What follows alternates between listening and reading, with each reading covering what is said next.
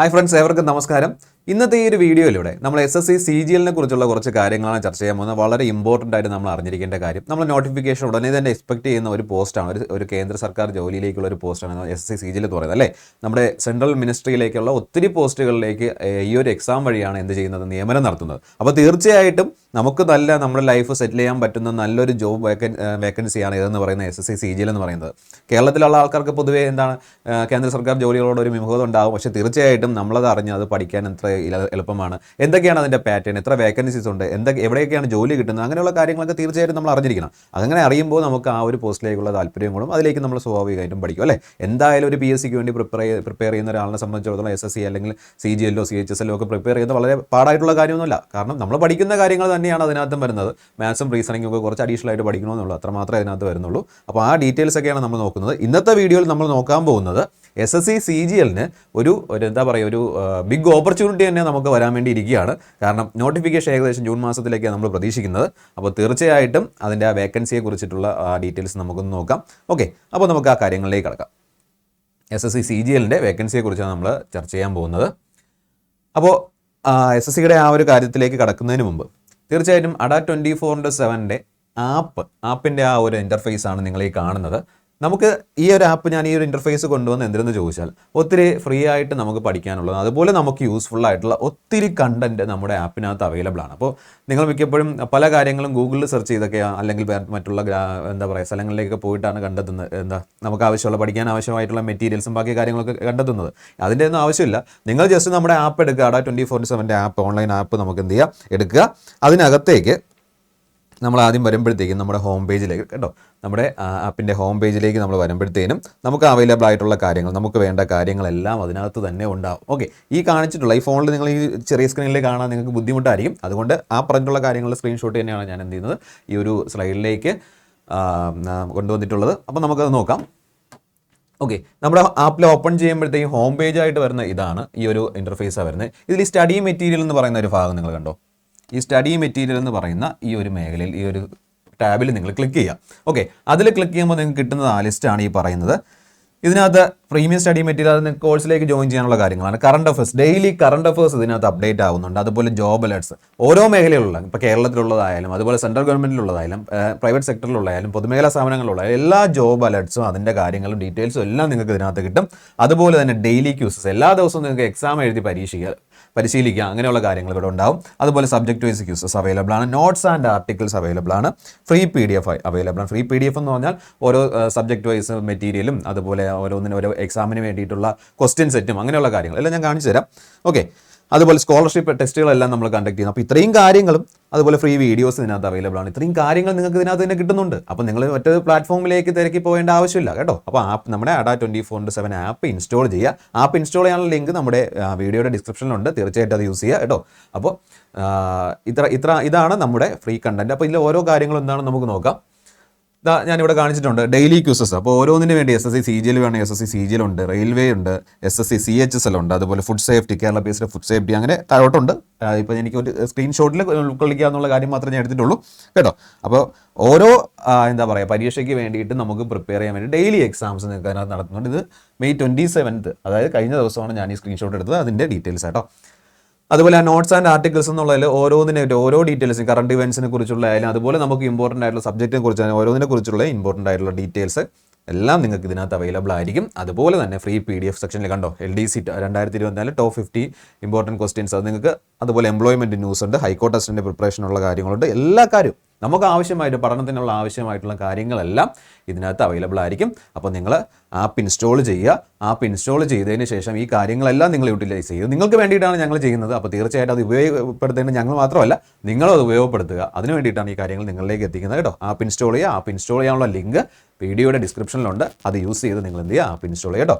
ഇനി നിങ്ങൾക്ക് ഏതെങ്കിലും പെയ്ഡ് കോഴ്സ് അങ്ങനെ എന്തെങ്കിലും പർച്ചേസ് ചെയ്യാൻ നോക്കുമ്പോൾ ഞാൻ പറഞ്ഞ പോലെ പ്രീമിയം സ്റ്റഡി മെറ്റീരിയൽ നിങ്ങൾക്ക് അത്യാവശ്യം വേണ്ട മെറ്റീരിയൽസ് എല്ലാം കിട്ടും. ഈ ബുക്സും അതുപോലുള്ള കാര്യങ്ങളെല്ലാം ഉണ്ട്, കേട്ടോ. അത് കിട്ടണമെന്നുണ്ടെങ്കിൽ നിങ്ങൾക്ക് ഈ കോഡ് യൂസ് ചെയ്താൽ നിങ്ങൾക്ക് മാക്സിമം ഡിസ്കൗണ്ട് അവിടെ കിട്ടും. Y907 എന്നുള്ള കൂപ്പൺ കോഡ് യൂസ് ചെയ്താൽ മാക്സിമം ഡിസ്കൗണ്ട് അവിടെ കിട്ടും.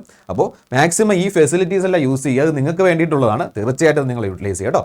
ശരി, അപ്പോൾ നമുക്ക് ബാക്കി കാര്യങ്ങളിലേക്ക് കിടക്കാം. അപ്പോൾ ഒരു പോസ്റ്റിന്റെ വേക്കൻസി അല്ലെങ്കിൽ ആ ഒരു പരീക്ഷയെക്കുറിച്ച് അറിയുന്നതിന് മുമ്പ് അത് നമുക്ക് എഴുതാനുള്ള ആ പരീക്ഷ എഴുതാനുള്ള എഡ്യൂക്കേഷണൽ ക്വാളിഫിക്കേഷൻസ് നമുക്കുണ്ടോ? മിക്കപ്പോഴും ആൾക്ക് നമ്മൾ ചിന്തിക്കുന്നത് നമുക്കത് എഴുതാൻ പറ്റത്തില്ലായിരിക്കാം, കാരണം നമ്മൾ അതിന് ക്വാളിഫൈഡ് ആയിരിക്കില്ല. ആ ഒരു രീതിയിലുള്ള ചിന്തയായിരിക്കാം നമുക്കുണ്ടാവുന്നത്. അതിൻ്റെ ഒന്നും ആവശ്യമില്ല.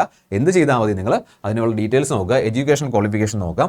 നമുക്ക് ആ പോസ്റ്റിന്റെ ഡീറ്റെയിൽസ് ഞാൻ പിന്നെ പറഞ്ഞുതരാം ഏതൊക്കെ പോസ്റ്റാണുള്ളത്. നിലവിൽ assistant audit officer, assistant account officer, bachelor in degree in any subjects from recognised university എന്നാണ് പറഞ്ഞിരിക്കുന്നത്. And CA, CS, MBA, cost and management accountant, masters in commerce or masters in business studies. അതുപോലെ junior statistical officer JSO, bachelor degree from any recognised university with minimum 60% mark in mathematics in class 12 എന്ന് മാത്രമേ ഉള്ളൂ ഒരു degree. അതുപോലെ എന്താ പറയുക, മാത്സിൽ +2 മാത്സിൽ എത്രയാണ്, ഒരു 60% വേണം എന്നുള്ള പറഞ്ഞിട്ടുള്ളൂ. Or in any discipline with statistics as one of the subjects in graduation. ഡിഗ്രിക്കകത്ത് നമ്മൾ എന്ത് ചെയ്യണം, സ്റ്റാറ്റിസ്റ്റിക്സ് സബ്ജക്റ്റായിട്ട് പഠിച്ചിരിക്കുക. ആ ഒരു ക്വാളിഫിക്കേഷൻ അതിനകത്ത് പറഞ്ഞിരിക്കുന്നത്. അടുത്ത് നോക്കുക, അതായത് മാത്സ് പഠിച്ച ആൾക്കാർക്കും സ്റ്റാറ്റിസ്റ്റിക്സ് ഡിഗ്രി എഴുതുന്ന മെയിനായിട്ട് പഠിച്ച ആൾക്കാർക്കും എന്ത് ചെയ്യാൻ പറ്റും, ഇത് എഴുതാൻ പറ്റും.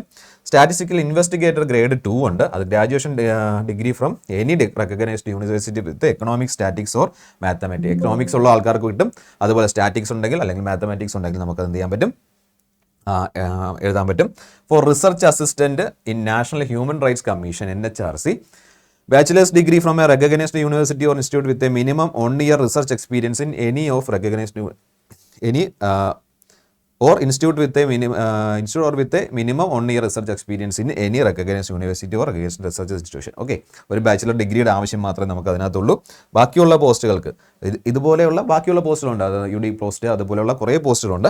അല്ലെങ്കിൽ bachelor's degree in any subject എന്ന് മാത്രമേ പറഞ്ഞിട്ടുള്ളൂ. അപ്പോൾ തീർച്ചയായിട്ടും എന്ത് ചെയ്യാൻ പറ്റും, നമുക്ക് അപേക്ഷിക്കാൻ പറ്റുന്ന പോസ്റ്റുകൾ തന്നെയാണ്. ഒരു ഡിഗ്രി വേണമെന്നുള്ളൂ. അതിലുള്ള 1-2 സ്പെസിഫിക് പോസ്റ്റുകളിൽ മാത്രം സ്പെസിഫിക് സബ്ജക്റ്റിൻ്റെ ആവശ്യമുള്ളൂ. ബാക്കിയുള്ളതെല്ലാം ഒരു ഡിഗ്രി ഉള്ള ആൾക്കാരെ സംബന്ധിച്ചിടത്തോളം എന്ത് ചെയ്യാം, അപേക്ഷിക്കാൻ പറ്റുന്ന കാര്യമാണ്. ഓക്കെ, ശരി. അപ്പോൾ നമുക്ക് ഓരോ പോസ്റ്റും അതിൻ്റെ ഡിപ്പാർട്ട്മെൻറ്റും അതിൻ്റെ പോസ്റ്റും നോക്കാം. ഈ പ്രധാനമായിട്ടും ഗ്രൂപ്പ് B ആൻഡ് C ലെവലിലാണ് എന്ത് ചെയ്യുന്നത്, ഈ CGL എക്സാം വഴി പോസ്റ്റ് നിയമനം നടത്തുന്നത്. അപ്പോൾ ഓരോ പോസ്റ്റും നമുക്ക് നോക്കാം. Assistant audit officer, assistant accounts officer, group B gazetted പോസ്റ്റാണ് കേട്ടോ. ഗ്രൂപ്പ് B ഗസറ്റഡ് പോസ്റ്റാണ്. Indian audit and accounts department, അത് CA ആൻഡ് AG അല്ലേ, കൺട്രോളർ ആൻഡ് ഓഡിറ്റർ ജനറലിൻ്റെ കീഴിലുള്ള ഇന്ത്യൻ ഓഡിറ്റ് ആൻഡ് അക്കൗണ്ട്സ് ഡിപ്പാർട്ട്മെൻറ്റിലാണ് ഈ ഒരു നിയമനം നമുക്ക് കിട്ടുന്നത്. അതുപോലെ അസിസ്റ്റന്റ് സെക്ഷൻ ഓഫീസർ, അസിസ്റ്റന്റ്, അതുപോലെ inspector central excise, assistant enforcement officer, sub inspector, inspector, junior statistical officer കേട്ടോ. ഈ അസിസ്റ്റന്റ് സെക്ഷൻ ഓഫീസർ എന്ന് പറഞ്ഞാൽ central secretariat service, intelligence bureau, അതുപോലെ മിനിസ്ട്രി ഓഫ് റെയിൽവേസ് ഉണ്ട്, മിനിസ്ട്രി ഓഫ് എക്സ്റ്റേണൽ അഫയേഴ്സ് ഉണ്ട്, അങ്ങനെയുള്ള കാര്യങ്ങളിലേക്ക്. അതുപോലെ അസിസ്റ്റന്റ് എന്ന് പറഞ്ഞാൽ അതർ മിനിസ്ട്രീസ് ഡിപ്പാർട്ട്മെന്റുകളിലെല്ലാം അസിസ്റ്റന്റ് ആ വേക്കൻസിയിലേക്ക്. Inspector എക്സൈസിലാട്ടോ, excise. അതുപോലെ നമ്മുടെ assistant enforcement officer, directorate of enforcement, department of revenue ഡിപ്പാർട്ട്മെന്റിലാണ് നമുക്ക് എൻഫോഴ്സ്മെന്റ് ഓഫീസർ നിയമനം കിട്ടുന്നത്. അടുത്ത CBIയിൽ എന്താ പറയുക, സബ് ഇൻസ്പെക്ടർ. അതുപോലെ നാർക്കോട്ടിക്സ്, സെൻട്രൽ ബ്യൂറോ ഓഫ് നാർക്കോട്ടിക്സിലെ inspector, junior statistical officer, statistics and programme implementation, അതുപോലെ സ്റ്റാറ്റിസ്റ്റിക്കൽ ഇൻവെസ്റ്റിഗേറ്റർ ഗ്രേഡ് 2 എന്ന് പറഞ്ഞ രജിസ്ട്രാർ ജനറൽ ഓഫ് ഇന്ത്യ ഈ ഓഫീസിലേക്ക്. ഇതെല്ലാം ഗ്രൂപ്പ് B പോസ്റ്റുകളാണ് നമ്മൾ ഈ പറയുന്നത്. Group B പോസ്റ്റുകളാണ്. ഇതിൽ ഫസ്റ്റ് രണ്ടെണ്ണം ഗസറ്റഡ് പോസ്റ്റ് കേട്ടോ. ഗസറ്റഡ് പോസ്റ്റാണ് നമ്മുടെ തിരുവനന്തപുരത്തും എന്താണ്, തിരുവനന്തപുരം കൂടെ ഒരുമിച്ച് കയറുന്നത് കേട്ടോ, തിരുവനന്തപുരത്തും എന്താ നമുക്ക് ഓഫീസുണ്ട് ഓഡിറ്റർ ജനറലിൻ്റെ. അവിടെയും നമുക്ക് നിയമനമുണ്ട്, അവിടെയും വേക്കൻസി ഉണ്ട്. അത് ഞാൻ ആദ്യമേ പറയാം കേട്ടോ. അവിടെയും വേക്കൻസി ഉണ്ട്. ആ വേക്കൻസിയുടെ ഡീറ്റെയിൽസ് നമുക്ക് ആ വേക്കൻസി പറയുന്ന കൂട്ടം ഞാൻ പറഞ്ഞുതരാം കേട്ടോ. അപ്പോൾ നമ്മുടെ കേരളത്തിൽ തന്നെ നമുക്ക് എന്താണ് ചാൻസ് ഉണ്ട്, നമുക്ക് അവസരമുണ്ട്. ഓക്കെ, ശരി, നമുക്ക് അടുത്തതിലേക്ക് പോവാം. അടുത്ത ഗ്രൂപ്പ് C പോസ്റ്റുകളാണ് നമുക്ക് നോക്കുന്നത്. ഇൻസ്പെക്ടർ ഓഫ് ഇൻകം ടാക്സ്, അതുപോലെ auditor, accountant on junior accountant, senior secretariat assistant, upper division clerk, tax assistant and upper division clerks. അത് ഏതൊക്കെയാണ്, ഓരോ ഗവൺമെന്റ് ഡിപ്പാർട്ട്മെന്റുകളിലുള്ള UD ക്ലർക്ക് പോസ്റ്റുകളുണ്ട്. അതുപോലെ tax assistant CBDT or CBIC എന്ന് പറയുന്ന ഡിപ്പാർട്ട്മെന്റിലേക്കായിരിക്കും. അടുത്ത സെൻട്രൽ ഗവൺമെന്റ് ഓഫീസിലും ministries അങ്ങനെയുള്ള സ്ഥലങ്ങളിൽ, സെൻട്രൽ ഗവൺമെന്റ് വേരിയസ് ഓഫീസുകളിൽ എന്താ സീനിയർ സെക്രട്ടേറിയറ്റ് അസിസ്റ്റന്റ് അല്ലെങ്കിൽ അപ്പർ ഡിവിഷൻ ക്ലർക്കിലേക്കായിരിക്കും ആ പോസ്റ്റ് വരുന്നത്. അക്കൗണ്ടന്റ് ഓർ ജൂനിയർ അക്കൗണ്ടന്റ് ഓരോ എന്താ പറയുക ഡിപ്പാർട്ട്മെന്റിലും ഓരോ മിനിസ്റ്ററിയൽ ഓഫീസുകളിലേക്ക് നമുക്ക് കിട്ടും. അതുപോലെ തന്നെ ഓഡിറ്റർ എന്ന് പറയുന്ന officers under C and AG, CG, DA എന്ന് പറയുന്നത്. അതുപോലെ ഇൻകം ടാക്സ് ഓഫീസർ CBDT ഡിപ്പാർട്ട്മെന്റിലായിരിക്കും നമുക്ക് എന്ത് ചെയ്യുന്നത്, ടാക്സിൻ്റെ അല്ലെ GST ആ കാര്യങ്ങളിലൊക്കെ ആയിരിക്കും നമുക്ക് എന്ത് ചെയ്യുന്നത് അപ്പോയിൻമെൻറ്റ് കിട്ടുന്നത്. അപ്പോൾ ഇത്രയും പോസ്റ്റുകളിലേക്കാണ് നിയമനം നടക്കുന്നത്. ഗ്രൂപ്പ് ബി, ഗ്രൂപ്പ് സി പോസ്റ്റുകൾ നല്ല സാലറി സ്കെയിലാണ്. സ്റ്റാർട്ടിംഗ് തന്നെ ഏകദേശം ഒരു 1,00,000 രൂപയ്ക്ക് അടുപ്പിച്ചോളം നമുക്ക് സ്റ്റാർട്ടിംഗ് സാലറി കിട്ടും. അപ്പോഴത്തേക്ക് അത് മാത്രമല്ല അതിൻ്റെ അലവൻസും ബാക്കി കാര്യങ്ങളുണ്ട്. ഗസറ്റ് പോസ്റ്റൊക്കെ ആണെന്നുണ്ടെങ്കിൽ നമുക്ക് അതിനനുസരിച്ചുള്ള അലവൻസും ബാക്കി കാര്യങ്ങളൊക്കെ കിട്ടുന്നുണ്ടാവും. ഓക്കെ, ശരി. അപ്പോൾ ഇത്രയാണ് ആ പോസ്റ്റുകൾ. ആ പോസ്റ്റുകളെ കുറിച്ച് നമ്മൾ അതിനകത്ത് എലിജിബിൾ ആണോ, എഡ്യൂക്കേഷൻ ക്വാളിഫിക്കേഷൻ നമ്മൾ കംപ്ലീറ്റ് ചെയ്യുന്നുണ്ടോ, ഫുൾഫിൽ ചെയ്യുന്നുണ്ടോ എന്നുള്ള കാര്യം ചെക്ക് ചെയ്തു. ഇനി നമുക്ക് ആ വേക്കൻസി കാര്യങ്ങളിലേക്ക് പോകാം. ഇവിടെ 2023 2022 വേക്കൻസീസ് നിങ്ങൾ നോക്കുക. 2022 37,409 വേക്കൻസി ടോട്ടൽ ഉണ്ടായിരുന്നു. അത് ഓപ്പൺ കാറ്റഗറി വരുമ്പോഴത്തേക്കും 15,982. ഓരോ റിസർവ്ഡ് കാറ്റഗറീസിനുമുള്ള വേക്കൻസീസ് നമുക്കിവിടെ അറിയാൻ പറ്റും. അത് കഴിഞ്ഞ വർഷം 2023 വന്നപ്പോഴത്തേക്ക് 8,415 കേട്ടോ, 8,415. അപ്പോൾ തീർച്ചയായിട്ടും ഈ വർഷം ഇനി നമ്മൾ നോട്ടിഫിക്കേഷൻ, നമ്മൾ വേക്കൻസീസ്, വലിയൊരു വേക്കൻസീസ് പ്രതീക്ഷിക്കുന്നു. അത് ഞാൻ പറയുന്നതിന് കാരണം വിവിധ എന്താ പറയുക ഡിപ്പാർട്ട്മെൻറ്റുകളിൽ RTA സബ്മിറ്റ് ചെയ്ത് ഡീറ്റെയിൽസ് വന്ന് നമ്മുടെ സെൻട്രൽ ടീം അവിടെ നിന്ന് നമുക്ക് ഡീറ്റെയിൽസ് കിട്ടിയിട്ടുണ്ട്. അവർ പറയുന്നതനുസരിച്ച് ഏകദേശം നമ്മുടെ ഇപ്പോൾ നിലവിൽ GSTയിലും അതുപോലെ നമ്മുടെ excise inspector post, GST excise inspector post, GST എന്ന് പറയുന്നതിന് കാരണം നമ്മുടെ ഓഡിറ്റ് ഓഫീസ് ഉണ്ടല്ലോ, ഓഡിറ്റർ ജനറലിൻ്റെ അതുപോലെ ഓഡിറ്റ് ഓഫീസ് എന്ന് പറയുന്ന ആ സംഭവം നമ്മുടെ ട്രിവാൻഡ്രത്തുണ്ട്, സെക്രട്ടേറിയറ്റിൻ്റെ അടുത്താണ്. അവിടെയും വേക്കൻസി ഉണ്ട്.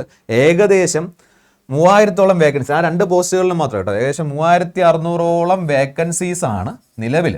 3,600 പ്ലസ് വേക്കൻസീസ് ആണ് നിലവിൽ എന്ത് ചെയ്യുന്നത് ആ 2 പോസ്റ്റുകളിലേക്ക് മാത്രം. GSTയും എക്സൈസും കേട്ടോ. GST എന്ന് പറഞ്ഞാൽ ഓഡിറ്റ് ഓഫീസ് ആ സംഭവങ്ങൾ, GST ആൻഡ് എക്സൈസ് ആ ഡിപ്പാർട്ട്മെൻറ്റുകളിലേക്ക് നിലവിൽ വന്നിരിക്കുന്ന വേക്കൻസി എന്ന് പറഞ്ഞാൽ 3,600 ആണ്. ഓൾ ഇന്ത്യ ലെവലിൽ 3,600 വേക്കൻസി. നമ്മുടെ ട്രിവാൻഡ്രം ഓഫീസിൽ ഏകദേശം 93 പ്ലസ് വേക്കൻസീസാണ് പറയുന്നത് കേട്ടോ. ട്രിവാൻഡ്രത്ത് 93 പ്ലസ് വേക്കൻസീസ്. അപ്പോൾ ട്രിവാൻഡ്രത്ത് 93 പ്ലസ് വേക്കൻസീസ്. ഇപ്പം നിലവിലുള്ള ഇത് പറയാം കേട്ടോ, നിലവിലുള്ള ഇത് പറയും. ഇനിയും കൂടാം.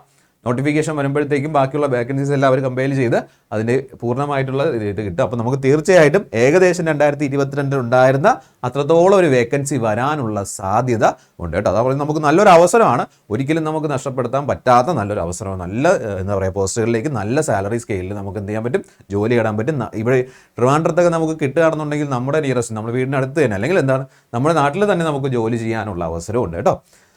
അപ്പോൾ അത് ശ്രദ്ധിച്ചോളുക. ഇത്രയും വേക്കൻസീസ്, നിലവിൽ ഇത്രയും വേക്കൻസീസ് റിപ്പോർട്ട് ചെയ്യുന്നുണ്ട്. അപ്പോൾ ഇനിയും കൂടുതൽ വേക്കൻസി 2 ഡിപ്പാർട്ട്മെൻറ്റിൻ്റെ കാര്യം പറഞ്ഞിട്ടുള്ളൂ, 2 ഡിപ്പാർട്ട്മെൻറ്റിൻ്റെ കാര്യം ആയിട്ടുള്ളൂ. അപ്പോൾ ഇൻസ്പെക്ടർ, എക്സൈസ് ഇൻസ്പെക്ടർ അല്ലെങ്കിൽ GSTയിൽ ഇൻകം ടാക്സിലുള്ള എന്താ പറയുക വേക്കൻസീസ് ആണ് നിലവിൽ വന്നിട്ടുള്ളത്. ബാക്കിയുള്ള ഡിപ്പാർട്ട്മെൻറ്റ് ഉണ്ട്, അതിൽ ഇനിയും വേക്കൻസീസ് വരാനുണ്ട്. അതെല്ലാം നമുക്ക് അറിയണം കേട്ടോ. അപ്പോൾ തീർച്ചയായിട്ടും നിലവിൽ ഇത്രയും വേക്കൻസീസ് ആണെങ്കിൽ ഉറപ്പായിട്ടും നമുക്ക് നല്ലൊരു ബൾക്ക് എമൗണ്ട് ഓഫ് വേക്കൻസീസ് പ്രതീക്ഷിക്കാം. അത് പ്രതീക്ഷിച്ച് തന്നെ ഈ പരീക്ഷയ്ക്ക് വേണ്ടിയിട്ട് എന്ത് ചെയ്യുക, നിങ്ങൾ തയ്യാറെടുക്കുക കേട്ടോ. ശരി, അപ്പോൾ ഇതിൻ്റെ കൂട്ടത്തിൽ നമുക്കൊരു കാര്യം കൂടെ പറയാം.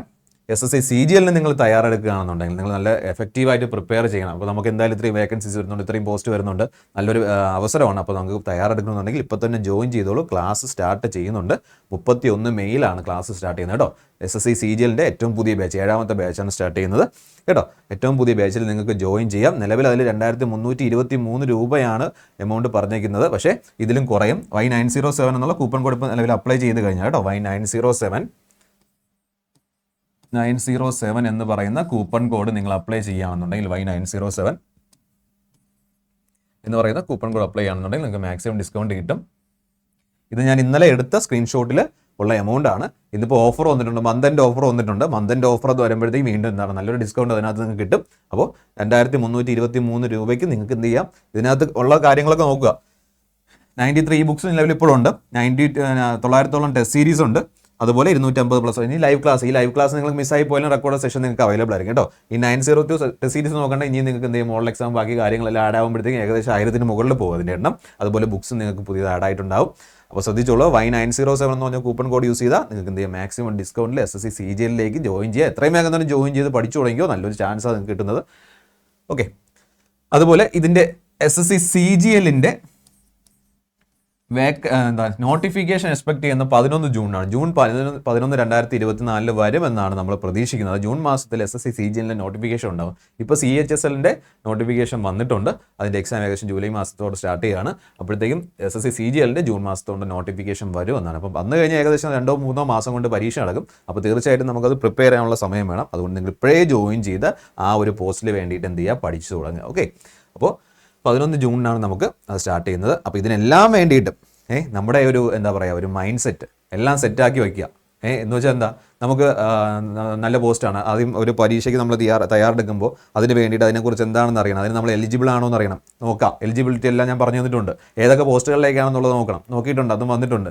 വേക്കൻസി കാര്യം ഒരു നോട്ടിഫിക്കേഷൻ്റെ കൂടെ കേട്ടോ. അപ്പോൾ ഇപ്പോൾ തന്നെ നിലവിലുള്ള വേക്കൻസിയുടെ കാര്യം, കഴിഞ്ഞ മുൻ വർഷങ്ങളുണ്ടായ നിയമനങ്ങളും വേക്കൻസി എല്ലാം നമ്മൾ കണ്ടു കഴിഞ്ഞു. അപ്പോൾ തീർച്ചയായിട്ടും നമ്മൾ അതിന് വേണ്ടി തയ്യാറെടുക്കുക, നല്ലൊരു മൈൻഡ് സെറ്റ് ഉണ്ടാക്കുക കേട്ടോ.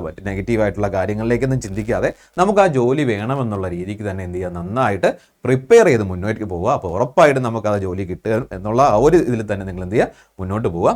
ഓക്കെ, അപ്പോൾ മൈൻഡ് സെറ്റ്, നമ്മുടെ മനസ്സ്, നമ്മുടെ മനസ്സാന്നിധ്യം, അതൊക്കെ എല്ലാം വളരെ നമ്മൾ പഠന കാര്യത്തിൽ വളരെ പ്രധാനപ്പെട്ട കാര്യമാണ്. അതുപോലെ SSC CHSL ജോയിൻ ചെയ്യാൻ താല്പര്യമുള്ള ആൾക്കാർക്ക് നാളെ പുതിയ ബാച്ച് സ്റ്റാർട്ട് ചെയ്യണം. ഏപ്രിൽ 29 സ്റ്റാർട്ട് ചെയ്തു. അടുത്ത ബാച്ച് ഉടനെ സ്റ്റാർട്ട് ചെയ്യും കേട്ടോ. എക്സാം ഓറിയൻറ്റഡ് ബാച്ച്, ക്രാഷ് ലെവലുള്ള ബാച്ച് സ്റ്റാർട്ട് ചെയ്യുക. അപ്പോൾ SSC CHSL നിങ്ങൾക്ക് ജോയിൻ ചെയ്യണമെന്നുണ്ടെങ്കിൽ അതിനും നിങ്ങൾക്ക് അവസരമുണ്ട്. SSC CHSL ബാച്ചസ് അവൈലബിൾ ആണ്. ഓൾറെഡി ക്ലാസ് സ്റ്റാർട്ട് ചെയ്തെങ്കിലും പ്രശ്നമില്ല, നിങ്ങൾക്ക് അത് മതി എന്നുണ്ടെങ്കിൽ തീർച്ചയായിട്ടും നിങ്ങൾക്ക് ജോയിൻ ചെയ്യാം. കാരണം കഴിഞ്ഞ ക്ലാസ്സിൻ്റെ റെക്കോർഡ് സെഷൻസ് അതുപോലെ തന്നെ അവൈലബിൾ ആയിരിക്കും, നമുക്കത് കണ്ട് പഠിക്കാനുള്ള അവസരമുണ്ട്. അപ്പോൾ അവിടെയും Y907 എന്നുള്ള കൂപ്പൺ കോഡ് നിങ്ങൾ യൂസ് ചെയ്യും കേട്ടോ. Y907 എന്നുള്ള കൂപ്പൺ കോഡ് യൂസ് ചെയ്താൽ നിങ്ങൾക്ക് മാക്സിമം ഡിസ്കൗണ്ട് അവിടെ കിട്ടും. അപ്പോൾ ഇത്രയും കാര്യങ്ങൾ നോക്കുക. ഈ വേക്കൻസീസിൻ്റെ ഈ കാര്യങ്ങളെല്ലാം നിങ്ങൾക്ക് ശ്രദ്ധിച്ചുകൊള്ളുക. നിങ്ങളുടെ കൂട്ടുകാരിലേക്ക് ഇത് ഷെയർ ചെയ്യുക. ഈ ചാനൽ നിങ്ങൾ സബ്സ്ക്രൈബ് ചെയ്തിട്ടില്ലെങ്കിൽ സബ്സ്ക്രൈബ് ചെയ്യുക കേട്ടോ. എന്നിട്ട് ആ ബെല്ലൈക്കൺ ക്ലിക്ക് ചെയ്താൽ നോട്ടിഫിക്കേഷൻ നിങ്ങൾക്ക് എനേബിൾ ആവാം. അതുപോലെ നിങ്ങളുടെ കൂട്ടുകാരിലേക്ക് മാക്സിമം ഷെയർ ചെയ്യുക, എല്ലാവരിലേക്കും എത്തിക്കുക വീഡിയോ. കാരണം എല്ലാവർക്കും ഉപയോഗപ്പെടുന്ന ഒരു ഇൻഫർമേഷനാണ് നമ്മൾ ഷെയർ ചെയ്തിരിക്കുന്നത്. ഓക്കെ, അപ്പോൾ ഇത്രയേ ഉള്ളൂ. നോക്കിക്കൊള്ളുക. വേക്കൻസീസ് വരുന്നുണ്ട്, നല്ലൊരു വേക്കൻസീസാണ് SSC CGL വരുന്നത്. അപ്പോൾ നല്ലൊരു അവസരം, ഈ അവസരം ഒരിക്കലും മിസ്സാക്കാതെ നന്നായിട്ട് ഇപ്പോഴേ പഠനം സ്റ്റാർട്ട് ചെയ്യുക. അതിന് വേണ്ടിയിട്ടുള്ള എല്ലാ കാര്യങ്ങളും നമ്മൾ പ്രൊവൈഡ് ചെയ്യുന്നുണ്ട്. അതോടൊപ്പം തന്നെ ആപ്പിനകത്തുള്ള കാര്യം കേട്ടോ, ആപ്പ് ഇൻസ്റ്റാൾ ചെയ്യാനുള്ള ലിങ്ക് നമ്മുടെ ഡിസ്ക്രിപ്ഷൻ ബോക്സിൽ ഉണ്ടാവും. അത് യൂസ് ചെയ്ത് നിങ്ങൾ എന്ത് ഇൻസ്റ്റാൾ ചെയ്യുക. അതിനകത്തുള്ള ഫ്രീ മെറ്റീരിയൽ നിങ്ങൾക്ക് വേണ്ടിയിട്ടുള്ളതാണ്, അത് നിങ്ങൾ ആക്സസ് ചെയ്യുക. അപ്പോൾ എല്ലാവിധ ആശംസകളും നേരുന്നു. Thank you all.